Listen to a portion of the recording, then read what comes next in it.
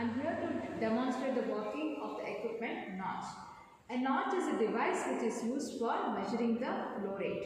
So usually notches are fitted across the dams in order to measure the flow rate. We have different types of notches. So amongst this, the one which is fitted here is the rectangular notch. We have even the notch, then the step notch and the trapezoidal notch, etc. So here we are demonstrating the working of a rectangular notch. So we have to understand that the entire equipment is not a notch, only this part which is fitted to the tank is a notch. Firstly, we have to switch on the motor here. Once we switch on the motor here, the water will start flowing across the notch and across the tank. So we have to see that the water is filled up to the tip of the tank. So once the water is filled up to the tip of the notch, we have to note down the reading the level of the water using the vernier scale which is fitted to this equipment. Okay.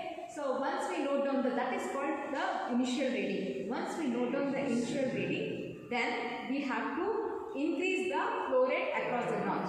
The flow rate can be increased using the bypass valve which is provided.